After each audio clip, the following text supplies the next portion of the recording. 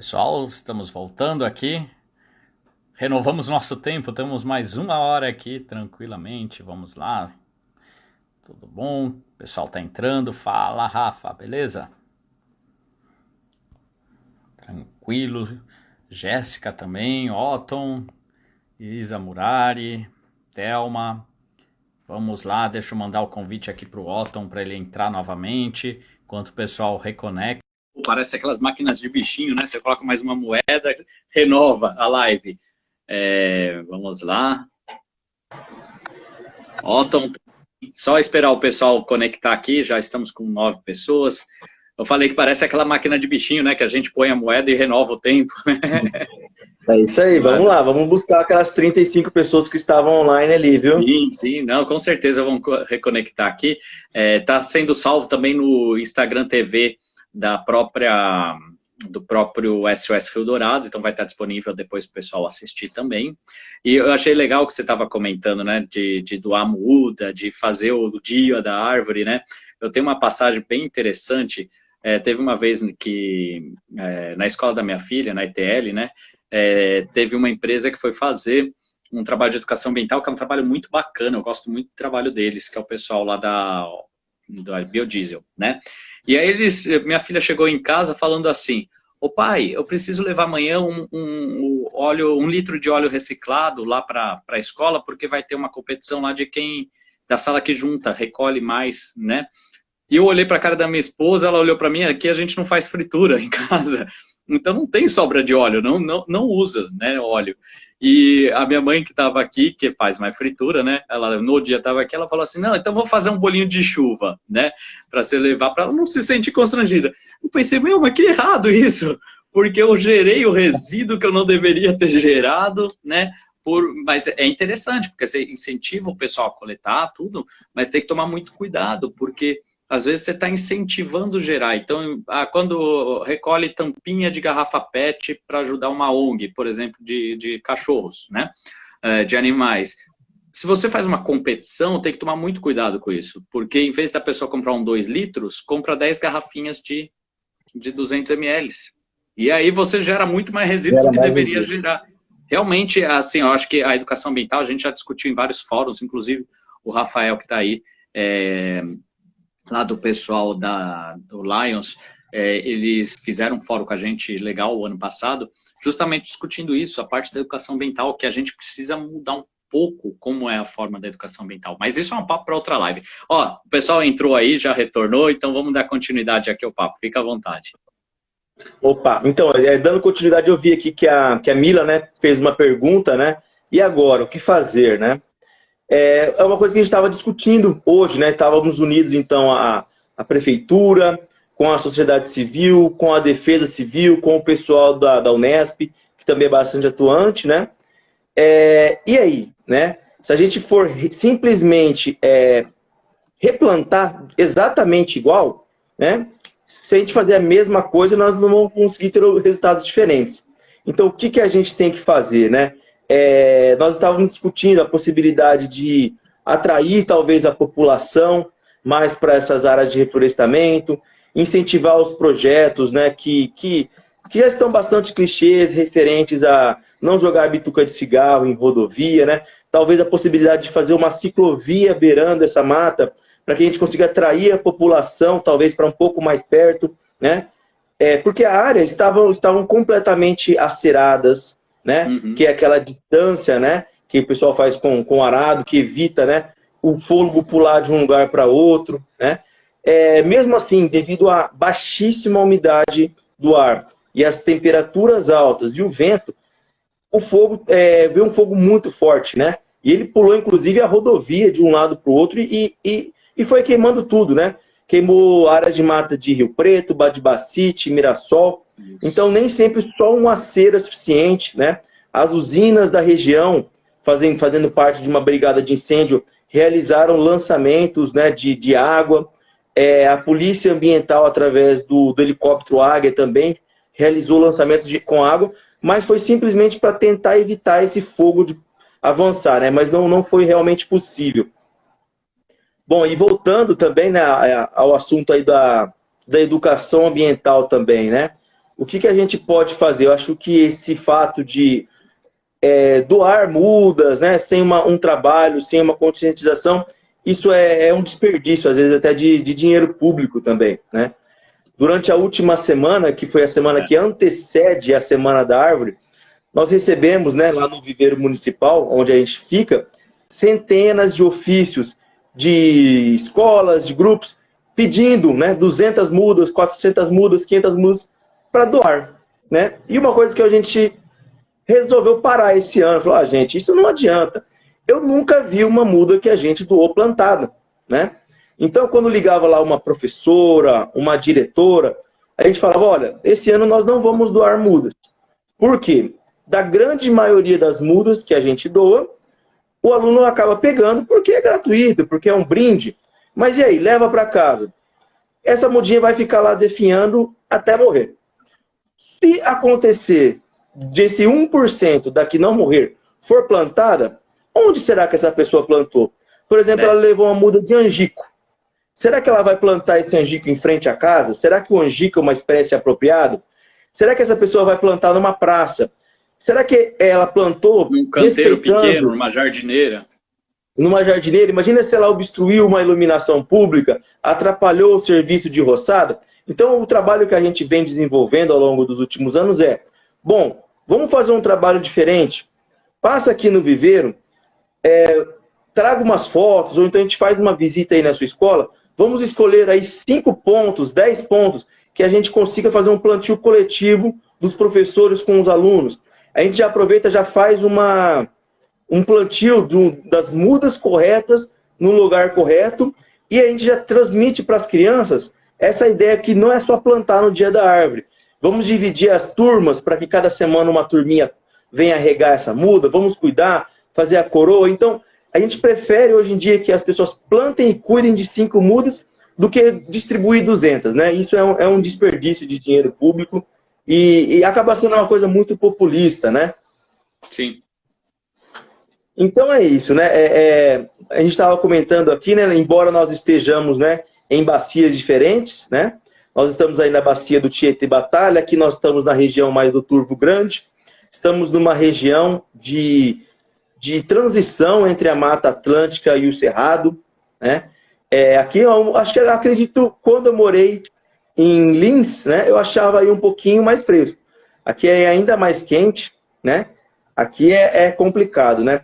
E a gente vem comentando muito sobre reflorestamentos, né? Aqui nós estamos muito engajados em fazer projetos de recuperação, principalmente em áreas de APP, áreas de plantio coletivo. E a gente vem se perguntando também, né? E a outra floresta? Como é que estão as florestas urbanas, né? Como estão as florestas aqui da nossa cidade, né? Sim. Isso também vem gerando uma reflexão, né? Aqui, por exemplo, a exemplo de Rio Preto, como eu já vi de Lins também, né? Nós temos aí um rio que corta a cidade, né? Nós temos notado que esse rio está completamente já antropizado, não existe APP, né? E qual é a falta que essa APP faz, né? Vocês já pararam para refletir, né? Plantar árvore hoje em dia não é mais colocar uma arvorezinha, plantar arvorinha, que nem o pessoal fala, né? Tanto aqui em Rio Preto como em Lins a gente vem notado, né, que cada vez mais, devido às mudanças climáticas, chuvas cada vez mais fortes, mais concentradas, e essa água acaba correndo toda para a parte mais inferior, né, do nosso curso d'água, da nossa bacia, que é o rio. Então nós temos notado que a ausência dessa vegetação, essa APP, né, que tem essa função de amortecer um pouco essa gota de água, né, a função que essa água faz, né, que essa, como eu posso dizer, o efeito de amortecedor que a copa das árvores fazem, que auxiliam para que essa água infiltre mais lentamente, isso se perdeu, né? Então a gente vê toda uma área permeável dentro da cidade, repleta onde a velocidade da água é absurda, né? Esse efeito de infiltração, esse efeito de amortecimento é perdido, né? Aqui em Rio Preto, como em Lins, a gente vê constantemente falar de alagamentos, de inundação. Isso é uma das faltas da urbanização, né? Que vem levar, né? Então, o que é essa floresta urbana, né? Essa floresta urbana é a soma de todo esse nosso material lenhoso, que a gente tem ao longo da nossa cidade e que é muito importante, né? A gente vem notado que a urbanização, né, a mudança das pessoas para a cidade vem cada vez mais sufocando as árvores, né? Esse crescimento desordenado vem acontecendo à medida de cada vez mais cabos, cada vez mais vias, cada vez mais canos, cada vez mais placas, subsolo cada vez mais compactado, e a gente está cada vez mais estrangulando essas árvores, né? Reduzindo o espaço para essa árvore e colocando ela sempre nos piores lugares da nossa cidade. Sim. Não é verdade? A gente tem notado que sempre a árvore... Né? Falta. O crescimento urbano vem ocorrendo de uma maneira muito desordenada, né? E não há um planejamento, né? Eu venho conversando bastante com os meus alunos aqui, com os meus estagiários, né? Que da mesma que existe muita falta dessa engenharia urbana voltada para a arborização, né?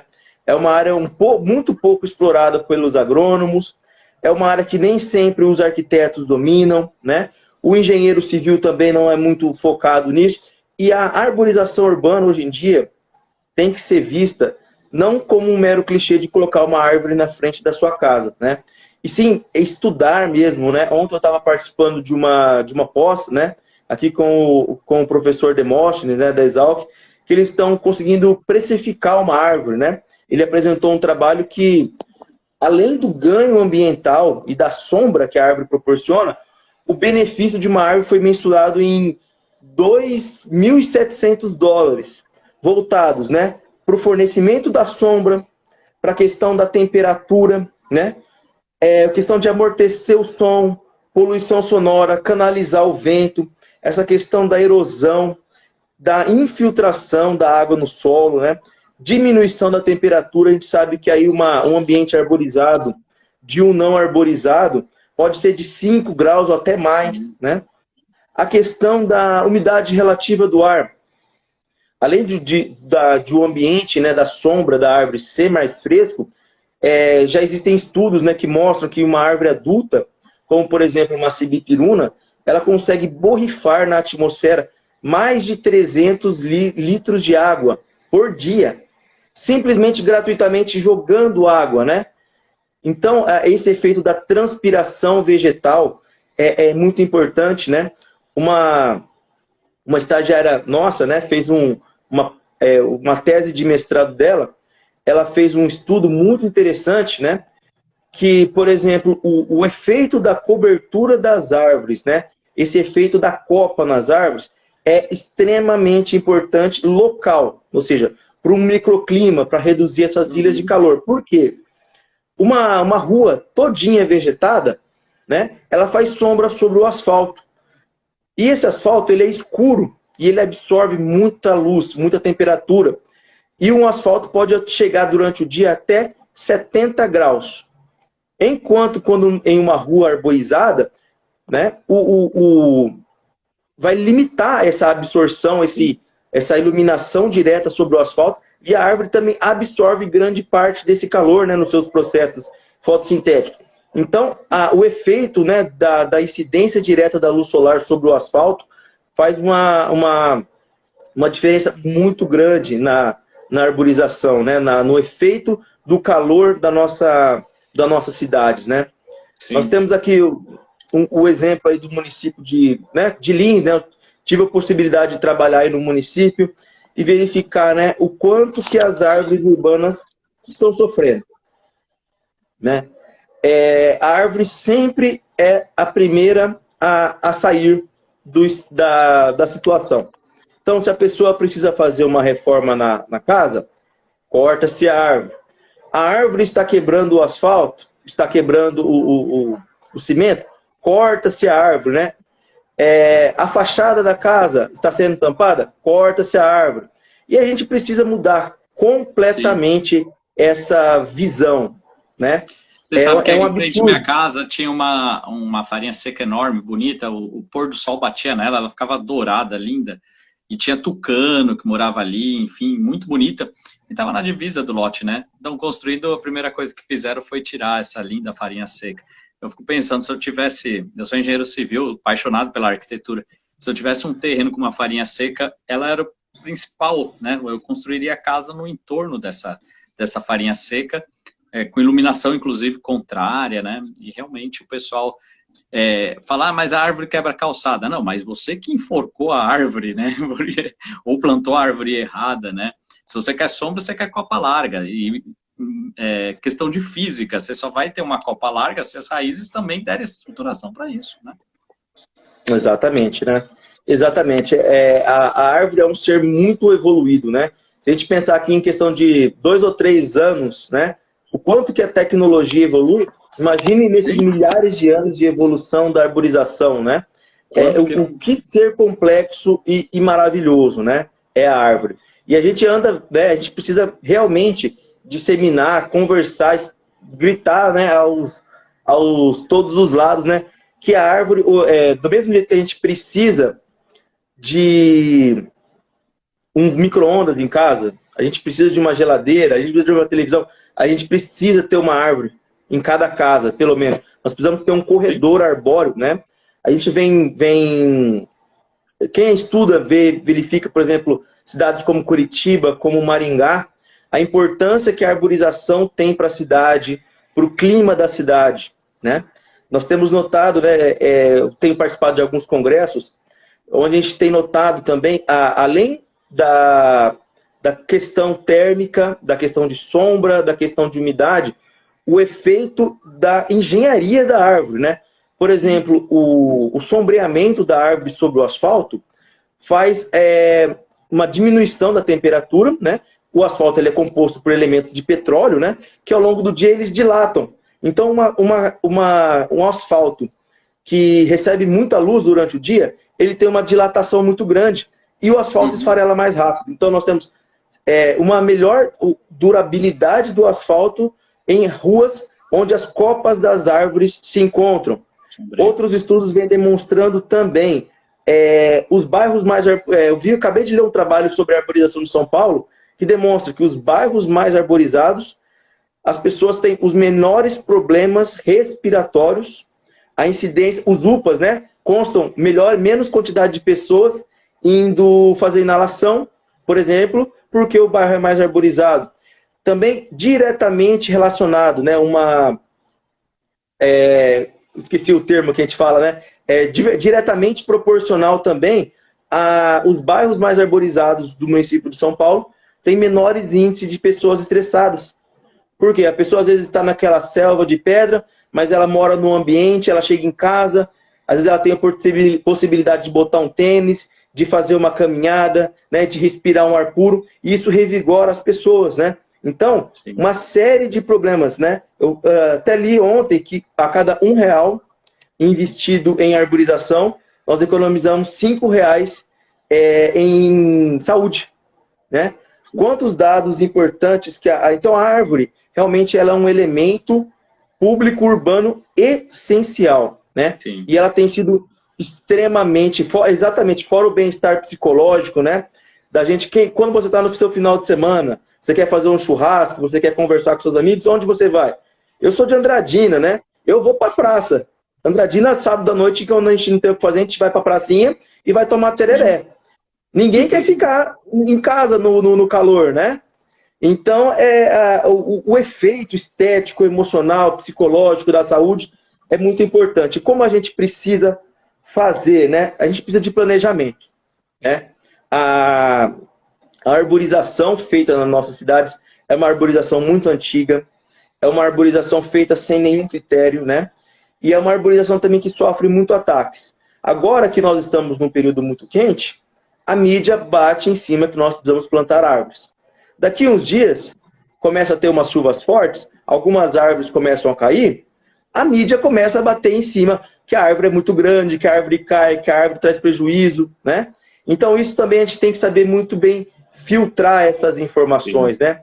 Por exemplo, no município de São Paulo, caem muitas árvores antigas, mas quando uma árvore é bem conduzida, se existem inspeções periódicas em relação a pragas e doenças, né? Isso minimiza muito, né? Uma outra coisa que a gente vê no poda errada, causa, né? Fazem poda Podas somente de um erradas, lado por causa do fio elétrico e você desestrutura totalmente a árvore. podas extremamente mal feitas, podas que desequilibram, podas que as concessionárias de energia elétrica fazem em V, que também acabam comprometendo toda a árvore, né? E um dos fatores também muito importante que a gente nota é as podas de raiz, né? Às vezes o empreendimento vai lá, coloca, corta toda a raiz em volta da árvore, coloca, imaginando que ela é um caixote, né? A árvore não é um poste. A árvore precisa de suas estruturas de fixação para se manter em pé, né? Um pinheiro Então até pode ser, mas ele não faz sombra, né? exatamente, o poste até mas não faz sombra, né? Então, o ambiente urbano ele já é um ambiente muito hostil para a árvore, né? A árvore está sujeita à poluição, né? Ela está sujeita a as pessoas fazerem poda para levar um semáforo por causa da fiação aérea. Então, assim, não é fácil, não é nada fácil ser árvore em ambiente urbano. A árvore, as pessoas não gostam de árvores que caem muitas folhas, não gostam de árvores com folhas pequenas que entupam calhas. A árvore não pode ter frutos nas calçadas, porque pessoas podem cair, escorregar, se machucar. Então, assim, não é fácil, não é nada fácil ser uma árvore em ambiente urbano. Então, a gente precisa realmente fazer um vestibular aí para as árvores, escolher com muito critério, com muito carinho, quais são as árvores ideais, porque a gente não pode pensar a curto prazo. Nós temos que estar pensando como vai ser esse projeto daqui a 10 anos, 20 anos, 30 anos, e não já pensar em plantar essa árvore hoje, para daqui a 10 anos, 5 anos, a gente cortar, né? O trabalho é muito grande, então a gente precisa pensar muito bem. Então, na hora de fazer esse planejamento, né, nós precisamos conhecer muito bem o ambiente. Qual é o nosso bioma, quais são as espécies mais indicadas da nossa região, certo? Por exemplo, quando eu trabalhava em Lins, eu tinha notado, tanto a Lins como o Rio Preto, como as cidades da região, tem um predomínio muito grande, por exemplo, do Oiti, não é verdade? A licânia tormentosa. Ela aqui em São José do Rio Preto corresponde a mais de 65% das árvores da cidade. Ou seja, é uma árvore muito boa, uma árvore de grande porte, uma árvore que cresce rápido, que tem uma ótima sombra, mas que ela é plantada indiscriminadamente em locais com fio, em locais sem fio, né? E ela é plantada também de uma maneira assim, em demasia. Então, da mesma forma que pode acontecer uma praga na agricultura e dizimar uma determinada espécie agrícola, né? Como a gente vem vendo, e se acontecer uma praga no ambiente urbano, por exemplo, em Lins, vai acabar com 70% da arborização. Se uma praga atacar as tipuanas de São Paulo, vai acabar com grande parte da arborização de São Paulo. Então temos que pensar em escolher, né, as espécies. Vamos tentar dar preferência, né, para as nossas espécies nativas, porque são árvores já adaptadas para a nossa região. Geneticamente elas já estão prontas, né? Às vezes a gente quer plantar aqui plátano, nós queremos plantar árvore do Canadá, cerejeira, né? Ana Maria conhece muito bem as histórias das cerejeiras do Japão. E não adianta, gente, não é árvore feita para cá, né? Você pode notar que a gente planta um IP aqui nas nossas, por exemplo, de uma calçada. Chega, ele sabe que nessa época não vai chover, o que ele faz? Ele perde as folhas. Ele fica lá fechadinho, quietinho, esperando esse período de baixa umidade passar, né? Ou seja, as nossas árvores da nossa região são nativas, por quê? Porque elas são prontas, elas já nasceram adaptadas para isso, né? Então, saber escolher as espécies ideais, né? Saber escolher o porte também, né? Como a gente tá comentando aí também, né? Qual seria um porte ideal? Ou seja, nós temos calçadas com fiação e calçadas sem fiação. Então, a largura das calçadas também é imprescindível para a gente estar analisando, né? Então, você sabe que eu tenho uma dinâmica, Otton, em relação à seção transversal de arruamento. Eu dou uma disciplina de saneamento ambiental e urbano para arquitetura aqui na Unilins, né? E eu sempre discuto com o pessoal e monto uma seção transversal de uma rua perfeita, onde cabe o pedestre, cabe o ciclista, cabe o carro, onde tem sistema de drenagem, onde a vegetação tem espaço para crescer, tanto na parte de raiz quanto de copa, para fazer a sombra e a umidade de quem está praticando esporte, por exemplo, numa ciclovia e por aí vai, e a questão de drenagem. Aí você pega uma calçada dessa, tem 8 metros de largura numa avenida, tá? Não numa rua local. Aí o pessoal fala, não, mas isso é um absurdo, professor, é caro, isso inviabiliza o loteamento, isso inviabiliza... Eu falei, tudo bem, quanto que você deixa de recuo frontal numa casa? Você perde 4 metros de terreno no recuo frontal. Você precisa ter 4 metros de recuo frontal se você tem toda essa estrutura na frente? Não, então a calçada não é 8 metros. Você pode incorporar esses 4 metros aí, que seria já recuo. Só que isso tem que ser no planejamento urbano, né? E aí eu termino assim, a gente quer morar no Canadá, quer ter vida de primeiro mundo, mas não quer implementar, quer ter uma calçada de 2 metros, onde nem o pedestre, que é uma via de pedestre, cada um faz de um jeito, né? Como é uma via de pedestre, ninguém pode pintar a frente da sua casa no asfalto que passa o carro com uma sinalização diferente. Isso é público, é uma via de veículo. Por que cada calçada a pessoa pode fazer de um jeito diferente? Se é público e é uma via de pedestre. Aí você não tem continuidade, né? Desculpa ter te interrompido, mas acho que era um gancho legal. Por favor, faça contribuições, né? Então, vou estar falando aqui para os nossos engenheiros, né, para os nossos estudantes que estão assistindo, né? Ao vocês aprovarem, se vocês forem de um órgão que fiscaliza, ou se vocês trabalharem para uma empresa que faça, né, novos loteamentos, pense nesse planejamento urbano com carinho, na questão de fazer calçadas mais largas, se possível, né, para que a gente consiga colocar uma arborização mais adequada. Vamos colocar o lado da fiação aérea para o lado, né, que permita que as pessoas coloquem árvores de grande porte no sentido do sol onde ele se esconde, né? Isso é uma coisa tão simples de fazer, às vezes a gente não pensa nisso, né? Uhum. Nós estamos trabalhando aqui, nós trabalhamos em cima para atingir, né, tanto as ODS como a pontuação do programa Município Verde Azul, né? Esse tange todo o desenvolvimento vegetal e relacionado ao meio ambiente do nosso município, né? E nós estamos conversando muito sobre o espaço árvore, né? O que é o espaço árvore? É o maior espaço possível deixado para árvore, né? Então, a partir do momento que você consegue deixar ali 1,20 m para acessibilidade, o restante pode sim ser deixado para árvore. Quanto maior você deixar o canteiro livre, mais espaço a árvore vai ter para realizar as trocas gasosas, para absorver água e para crescer. Então, a ideia é o contrário. Quando as pessoas veem uma árvore quebrando a calçada, elas acimentam toda a árvore. E ao contrário, se você vê uma árvore trincando uma calçada, aumente o espaço livre para ela. Ela está gritando ali que ela está precisando de oxigênio e trocas gasosas. Então, aumente, deixe esse espaço o maior possível, né? Vamos restringir também, vamos plantar árvores de pequeno porte, no máximo em locais que tem uma fiação daquela convencional e calçadas estreitas. Porque senão nós vamos estar entrando num segmento de arbustificação urbana. Porque as pessoas, ultimamente, por causa da mídia, com medo de queda, elas só querem plantar árvores de pequeno porte. Só querem plantar flamboia de jardim, calicarpa, resedá, neve da montanha. Então, precisamos de árvores grandes. Quem faz sombra é árvore grande, né? Vamos deixar o outro lado da calçada sem fiação. Vamos plantar árvore grande, não precisamos ter medo.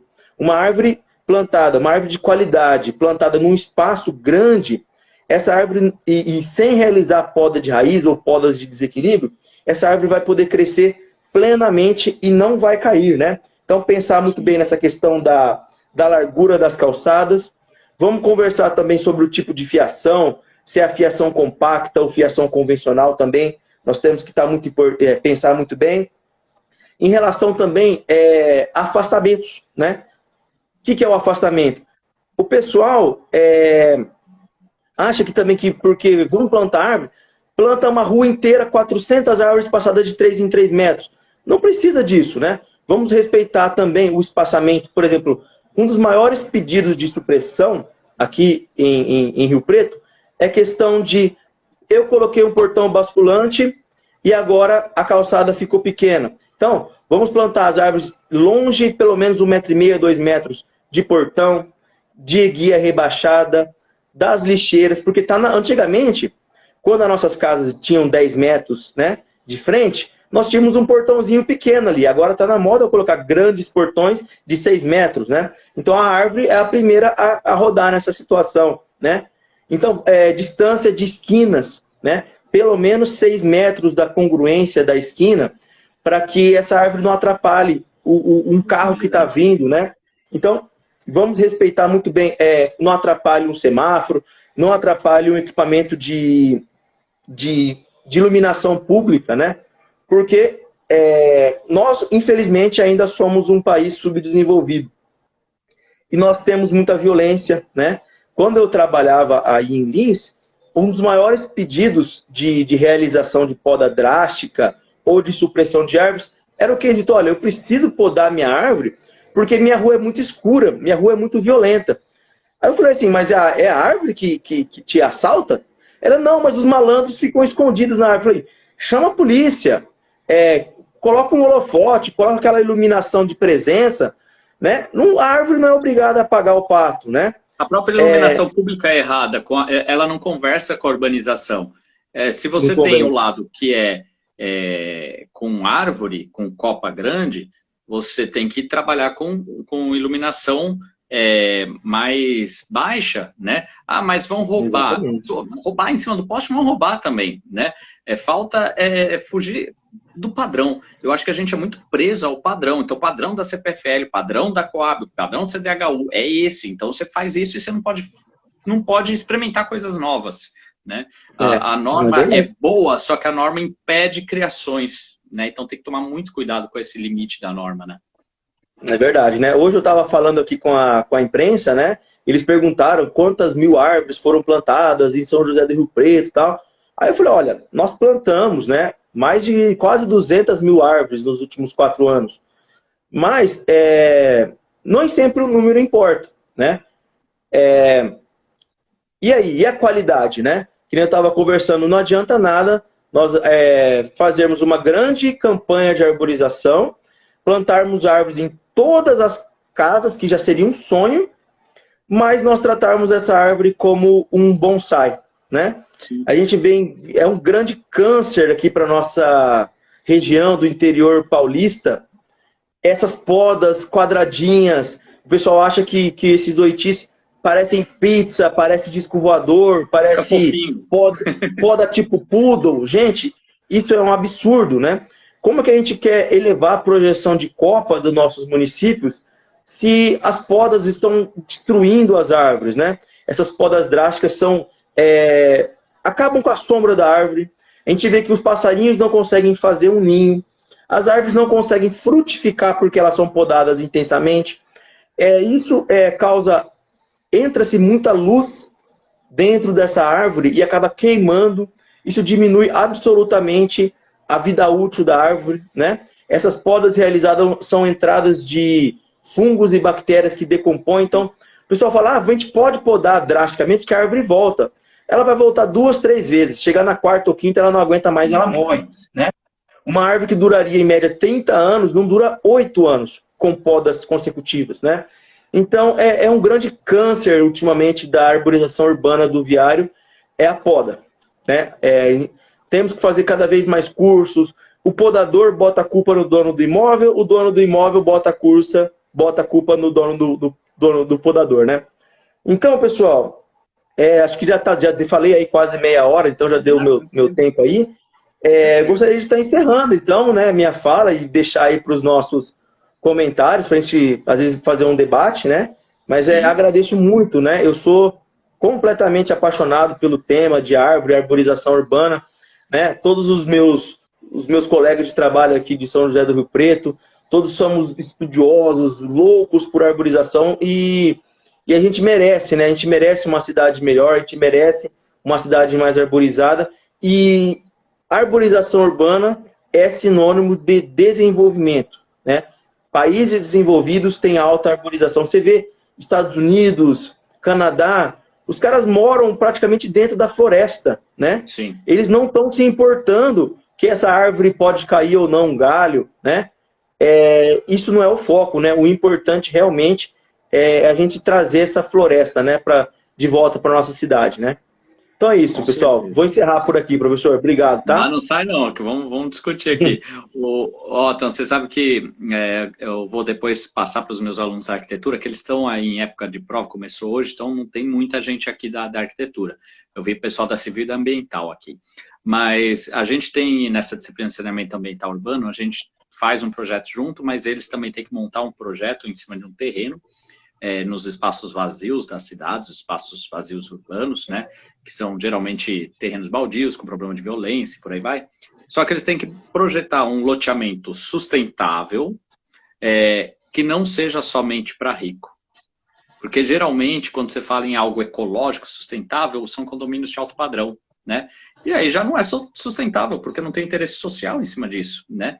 E aí eu jogo o desafio para eles. Vocês têm que projetar um loteamento onde possa morar gente com dinheiro, que já está bem de vida financeiramente, e gente que está começando a vida. Porque a segregação social entre os dois gera a violência, né? Se você aproxima um do outro, né, é totalmente diferente. A Suécia faz isso, né? E eles têm que projetar algo que seja para um público jovem, para um público de média idade, um público de terceira idade, onde todos consigam conviver em sociedade e de forma sustentável, né? E aí os projetos, isso todo ano a gente faz, os projetos vêm assim, teve um ano que surgiu assim, era um pouquinho maior, esse ano não foi um loteamento, eles tinham que projetar a cidade de Mariana lá, que foi o distrito de Mariana, né, que Bento Rodrigues, se eu não me engano o nome, que foi devastado, e eu sou bem crítico à Vale em relação a isso, porque a Vale está reconstruindo a cidade, né, do jeito que era. Então eles colocaram em outro local, era para ter reconstruído já, parece que está meio atrasado, mas enfim. E eu falei assim, poxa, com uma oportunidade de brincar de SimCity, né, criar sua cidade, a urbanização, por que você não partiu de algo planejado? Você vai reconstruir o que era. E era um distrito que foi crescendo, sem planejamento. Você tinha uma ótima oportunidade. Eu lancei o desafio para os alunos, falei, montem isso, né? Montem essa nova cidade. E vocês vão definir se ela vai ser grande ou pequena, mas que ela seja sustentável. E eu lembro que alguns projetos surgiam assim, na Praça Central, você tinha a Praça Central, a igreja e distribuindo. Eu falei, não, mas isso é como é geralmente as cidades, e a gente tem a prova de que isso não funcionou como urbanização. Por que o foco principal do início de uma cidade tem que ser uma Praça Central com uma determinada igreja? Não. Vamos pensar pela lógica, o distanciamento, mobilidade urbana e por aí vai, né? Então é bem legal assim os projetos que têm saído, né? Porque aí a hora que você desliga o automático do aluno, né? Ele sai do quantitativo e vai para o qualitativo. Então, por exemplo, um loteamento. Loteamento é a máxima área vendável. Eu falo assim, não, mas às vezes é melhor você ter uns 10 lotes a menos, mas com uma qualidade maior. Mas a minha margem de lucro diminui. Diminui o primeiro empreendimento. Aí você faz a sua marca porque as pessoas veem a percepção de qualidade de vida. E aí, no próximo empreendimento que você lançar, fala, mas eu quero morar num daquele, eu não quero mais morar nesse padrão com calçada de 1,5 metro, como o pessoal disse, né? Eu quero morar, por exemplo, todo mundo pensa em ir para Maringá, para Londrina, como falaram aí, Curitiba, né? Mas porque tem um planejamento, em alguns setores, outros não, né? Eu sempre falo, o canteiro de pavimento, aí eu queria a sua opinião como engenheiro agrônomo, apesar de eu ter doutorado em agronomia, eu falo que eu sou doutor em agronomia que não sabe plantar feijão, porque eu fui dentro da área de alagados construídos, né, tratamento de águas residuárias em alagados construídos, fui tentar entender como funcionava a planta. Eu sempre comento com os meus alunos, do ponto de vista hidráulico, tá, de hidrológico, de drenagem urbana, o porquê que o canteiro central de uma avenida, um canteiro de árvores, por exemplo, de um estacionamento de um shopping, de um mercado, ele é mais alto que o asfalto. Na minha opinião, pelo coeficiente de infiltração ser maior do que o asfalto, né? Uma lógica tão verdadeira, esses canteiros deveriam ser o próprio nosso campus, que é maravilhoso, da Unilins, que tem uma arborização fantástica, né? A Clésia e a professora Ana Maria fizeram um projeto maravilhoso ano passado, que é o projeto Aqui Tem, que fez o cadastramento de todas as espécies que tem no campus, né? E hoje tem plaquinha explicando de todas as espécies, a gente anda com a molecada, enfim. Nosso próprio campus, que era antigo, o canteiro é mais alto que o asfalto, né? Na minha opinião, tinha que ser mais baixo, para a água ir para o ralo, vamos pensar assim. Isso da engenharia civil vem porque você prepara o terreno primeiro com o grade da pista e o que sobrou vegetação, põe grama, mas não acerta isso. Agora, do ponto de vista agronômico, né, para a espécie, teria algum prejuízo em você empoçar a água logo após a chuva e depois ela infiltrar? Não, essa questão aí concordo plenamente, essa questão aí do canteiro central ser mais elevado, eu acho que deve vir de um pensamento retrógrado, né? De que tem que ter alguma coisa no meio para um carro de um lado não invadir o outro, para na questão de um acidente, né? Um carro não cruzar com o outro, ter uma nítida, uma elevação para distinguir a faixa da direita e da esquerda, né? Do ponto de vista também. Não resolve, né? Do ponto de vista de infiltração, seria ótimo, tá?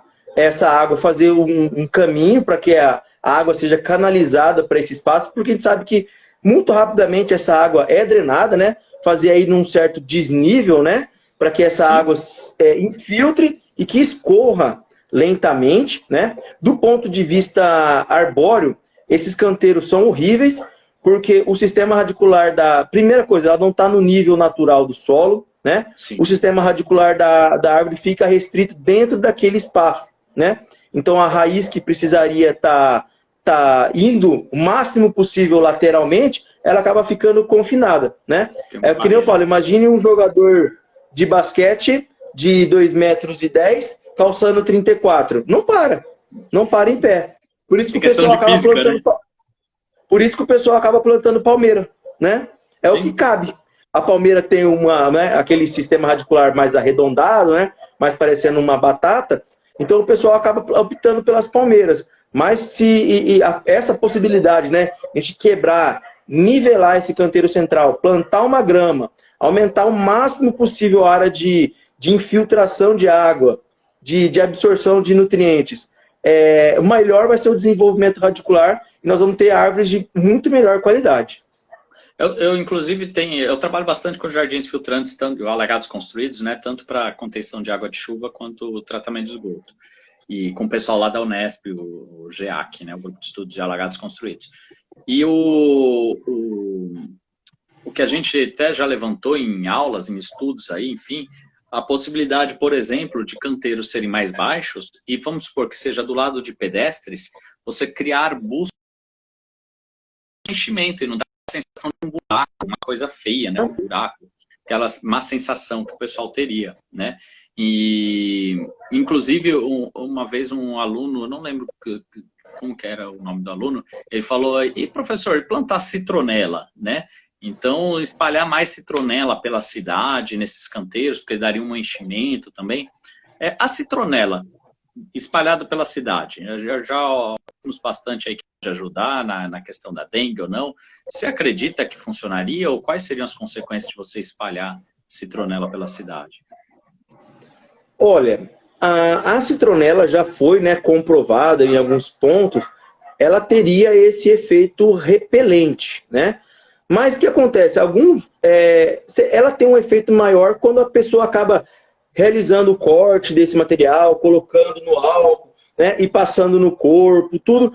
Mas é um ponto interessante, né? Que o pessoal vem falando também bastante sobre a crotalária, por exemplo, da relação de atrair a libélula para que ela possa comer a larva, né? Então, assim, seria necessário um exército de libélulas, né?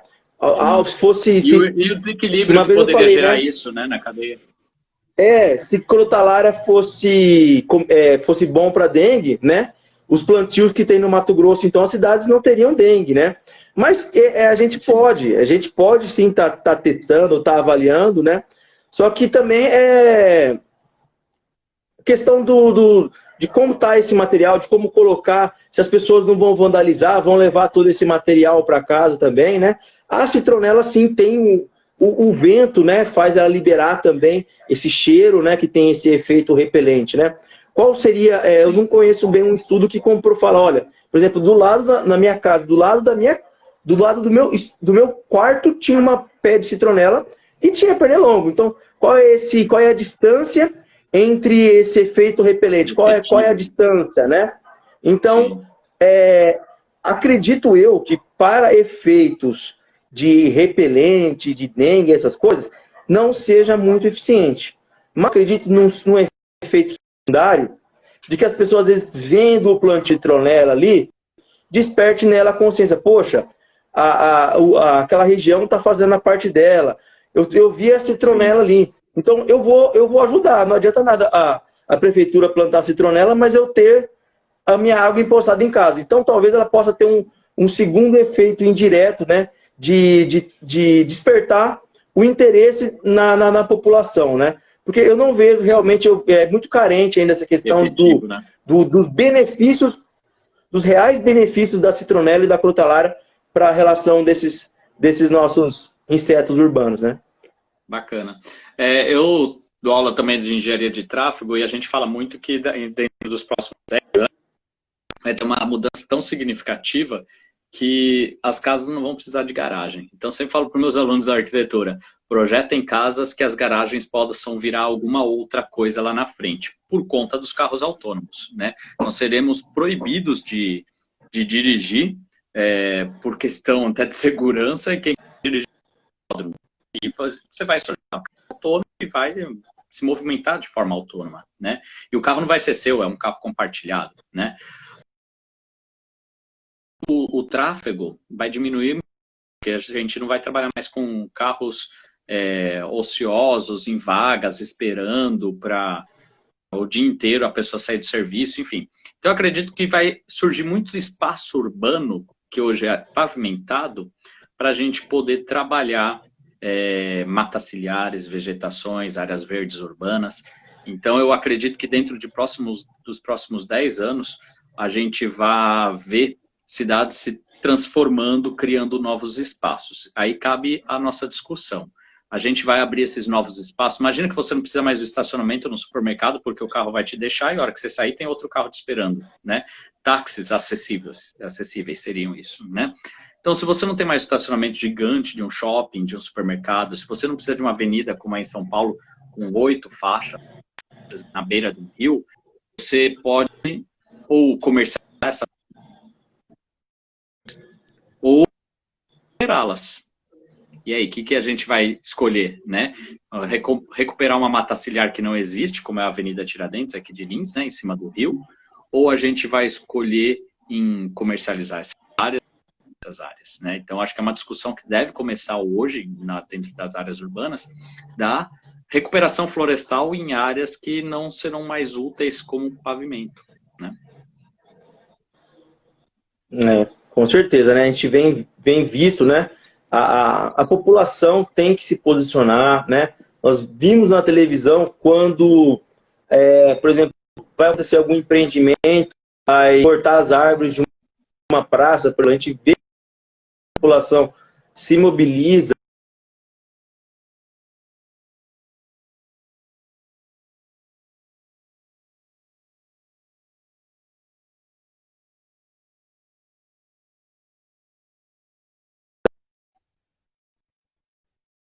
Presença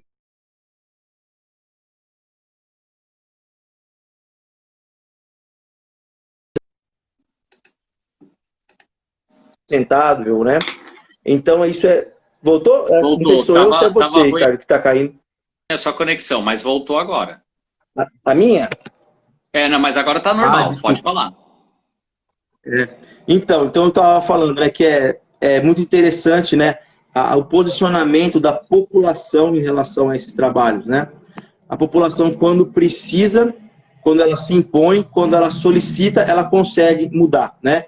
Eu já vi, às vezes, até supermercado deixar de cortar árvore e fazer e transformar isso no marketing, né? Sim. Então, eu acho que a população precisa assim, se impor, tá?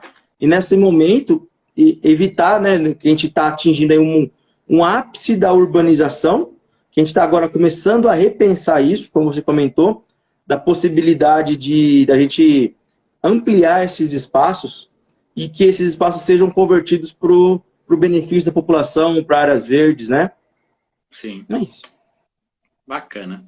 Otton, mais uma vez obrigado aí pela contribuição, a ter aceito o convite da professora Ana e da SOS Rio Dourado e da Unilins, da SOS Mata Atlântica aí. Eu acho que é muito bacana. Deixa aí nos comentários também assuntos para a gente conversar em outras lives aqui. É só a gente organizar. O grupo de ex-alunos aí da Ambiental, da Unilins, é bem forte, então é só a gente organizar aí dentro da própria ONG ou lá no nosso portal também da Unilins. Vamos discutir, vamos colocar essas questões em prática. Otton, adorei mesmo as suas... Acho que é isso que a gente estava conversando ainda com o Loan, né? Eu acho que nesses próximos 10 anos a gente tem o grande desafio de transformar a questão ambiental, social, em uma viabilidade técnico-econômica, né? Parar com isso de quem banca ter raiva da questão ambiental, porque eu tenho que ter, é lei, essa coisa chata que só me dá gasto, e entender os custos indiretos e ter retorno disso, né? Então, acho que esse é o grande desafio nosso. Obrigado também, Loan, por ter participado. Obrigado todo o pessoal aí Eu seria injusto em falar um nome ou outro, porque foi bastante gente aí que se organizou desde a semana passada aí para acontecer essa live. E vamos marcar outra live, outras discussões aí. Acho que é muito bacana, tanto o Loan, quanto o Otton, quanto os demais que estavam aqui participando. Acabou de acenar aqui, é nosso aluno da Civil, e é bombeiro aqui no município de Lins. Um debate aí, uma outra live falando de combate a incêndio. Acho que vai ser muito interessante sua participação também, né? A parte de combate aéreo, de incêndios, acho que é outro assunto que a gente vai ficar a noite inteira aqui. Otton, brigadão, que precisar também da gente. Loan, obrigado também, comentou aí, que precisar da gente lá, pode contar com a gente. Obrigado, eu que agradeço, tá bom, pessoal? Uma boa noite a todos, contem comigo, um abraço, professor, um abraço a todos os organizadores, um abraço, Loan, foi um grande prazer, tá bom? Contem comigo, com a nossa secretaria, com a nossa presença, para futuros debates, mesas redondas, estamos sempre à disposição. Obrigado, tá? Obrigado, e obrigado a todos que assistiram também, aí tanto a parte 1 quanto a parte 2, o público bem ativo aqui, não caiu a nossa visualização. Obrigadão, viu? Uma boa noite a todos, pessoal. Amanhã eu vou estar na live da Mila, tá bom? Ah, é verdade. Quer anunciar aí qual que é? Eu vi aqui no comentário mesmo. Isso, amanhã eu vou estar participando na live da A3 Mila também. Nós vamos estar falando sobre alguns danos ambientais, sobre desmatamento, sobre aquecimento global. Quem puder, tá bom? Convido todos a estar participando também. Legal, bacana. Amanhã também a gente vai estar lá na Unilins, na Semana da Responsabilidade Socioambiental. Nós vamos ter uma live também às 19 horas nas mídias lá da Unilins, falando justamente aí das empresas que têm sua responsabilidade socioambiental de fachada. Beleza? Fica o convite para todos. Pessoal, vou encerrar aqui para a gente poder gravar, tá bom? Um abraço a todos.